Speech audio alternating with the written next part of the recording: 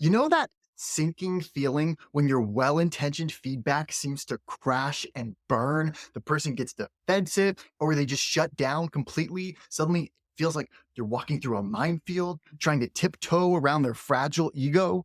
What if there was a science-backed way to give criticism that not only avoids triggering that defensiveness, but actually inspires positive change? I'm Andy Earl, the CEO of Write It Great, an elite ghostwriting firm that helps leading experts package their ideas into marketable books. In this video, we'll dive deep into the psychology of why people get so defensive when they feel blamed, and we'll look at a foolproof formula to deliver feedback that lands every single time.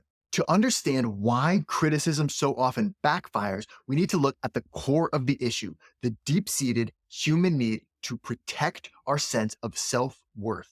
Have you ever poured your heart into a project only to have your excitement crushed by a less than enthusiastic response? It's a universal experience. We've all had that moment where a well-intentioned critique feels like a personal attack, triggering defensiveness and feelings of self-doubt. That's because our egos are inherently fragile. We all have a fundamental need to see ourselves as good, competent, worthy, and hardworking people. When that self-image is threatened, even by well-meaning feedback, our defenses go up almost instantaneously. If we want our feedback to be effective, we have to learn how to navigate this delicate terrain of the human ego. One of the quickest ways to put someone on the defensive is to inadvertently attack their identity. When we criticize something central to how a person sees themselves, we risk shutting them down completely. Let's say you have a friend who really thinks they're an amazing chef. And they invite you over for a meal and they're so excited to share this amazing new recipe.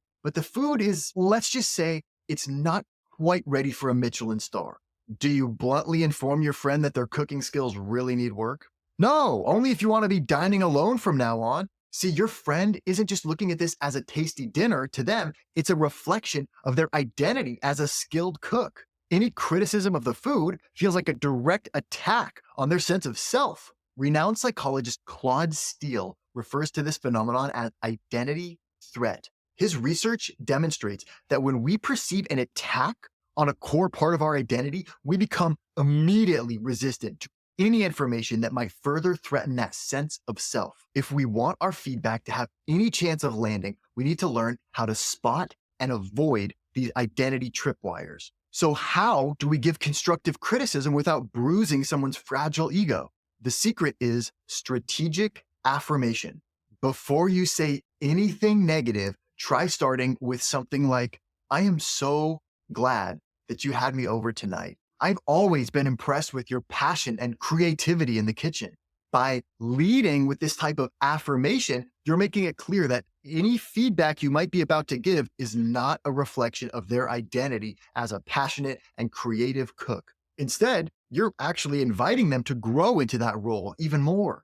This isn't just feel-good fluff. It's a scientifically validated strategy. In a series of groundbreaking studies, Claude Steele found that affirming someone's core identity before delivering challenging feedback dramatically increased their chances of accepting and receiving your information. Affirmation acts like a psychological buffer, allowing someone to hear your feedback as an opportunity for growth rather than a trigger for defensiveness. Identity isn't the only thing we fiercely protect when we feel criticized. We also cling to the excuses and justifications that shield our ego from blame. Why is it so hard to accept responsibility when our mistakes are pointed out?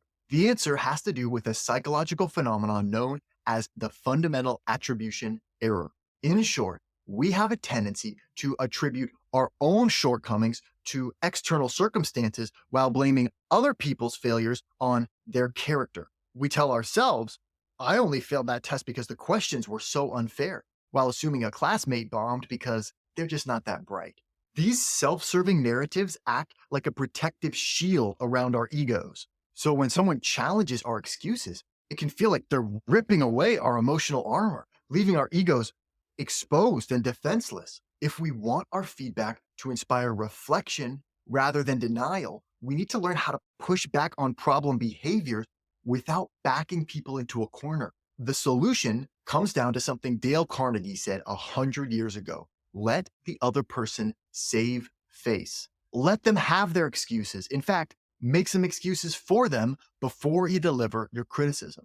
Imagine you're a teacher and you have a student who used to be really engaged, but lately you've noticed them nodding off during class. How could you address this without making the student feel attacked or ashamed? Instead of calling them out in front of everyone, take a moment to pull them aside and say something like, "Hey, I've noticed you seem really exhausted in class lately. I know it's been a really challenging year with lots of interruptions to the usual routine. Is there something that's making it hard for you to focus? I'm here to support you in any way that I can." By acknowledging the situational factors that might be contributing to the problem behavior, you reduce defensiveness and you open the door for problem solving. In fact, psychologists Gifford Weary and John Edwards found that prompting people to consider external factors when giving feedback led to significantly more effective behavioral interventions. Okay, so we've seen how feedback can be especially problematic when it attacks someone's identity or takes away their excuses.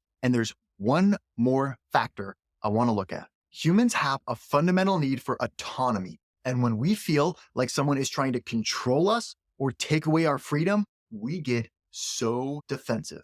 What happens when you tell a teenager they need to clean their room right now? Chances are you're going to be met with crossed arms and a "you can't make me."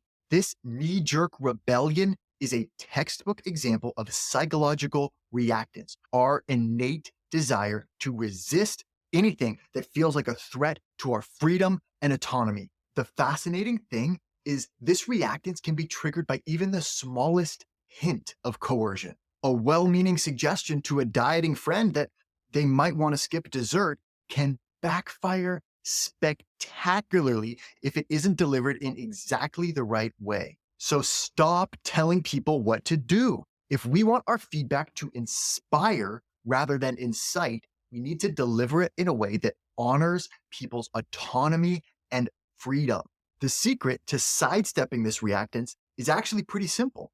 Frame your feedback as a set of options, not as an order. Here's an example. How can you give your employees some constructive criticism about their time management without making them feel micromanaged? The key is to emphasize their autonomy every step of the way. You might say something like, "Hey, I've noticed some of your projects have been coming in behind schedule lately. I'm wondering, what strategies have you found in the past that help you to stay on top of deadlines? I'm here to support you in finding the workflow that works best for you." By framing the conversation around their choices and preferences, you create a space for collaborative problem solving. Remember, the goal isn't to dictate solutions, but to empower the other person to take control of their own growth. Okay, so we've looked at the 3 reasons why feedback often triggers defensiveness. It threatens people's identity, takes away their excuses, and reduces their autonomy. And we've seen some strategies for avoiding these individual roadblocks. Now,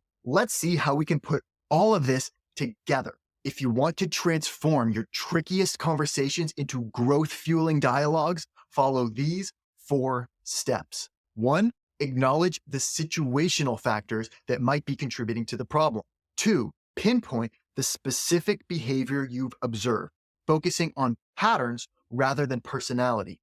3, affirm the person's strengths, skills, and positive intentions. And 4, invite them to collaborate on solutions. By structuring your feedback around context, specificity, affirmation, and choice, you create the psychological safety for real receptivity and change. Okay, so let's see this formula in action with a couple examples. Picture this. Your once star employee has been missing deadlines, turning in subpar work, and dragging down team morale. How can you address these issues without triggering defensiveness and disengagement? Try something like this. "Alex, I know it's been a challenging quarter with all the restructuring and resource complaints. I'm sure that's put a lot of pressure on you. I wanted to chat because I've noticed some changes in your performance recently. I've seen some missed project milestones and some reports that aren't up to your usual high quality standards. I've always been so impressed with your creativity,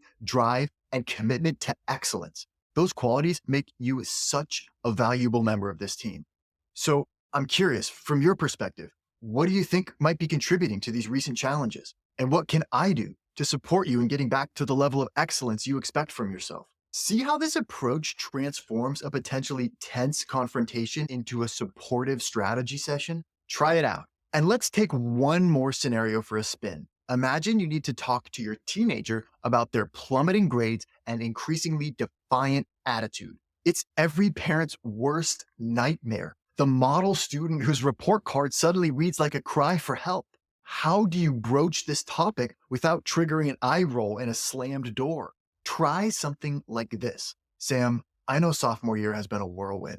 Juggling classes, sports, the play, and trying to have a social life, I can't even imagine how difficult that is. I wanted to talk to you because I've noticed your grades have taken a pretty steep dive lately. It's a big shift from your usual performance. I'm concerned because I know how brilliant and capable you are. Your intelligence and work ethic have always blown me away. So help me understand. What do you think is behind this sudden slide? And what can we do as a team to get you back on track? I'm here to listen and support you in any way that I can. By approaching the situation like this, you set the stage for an open, constructive dialogue. No defensive shutdown required. So there you have it, your step-by-step guide to delivering feedback without fallout.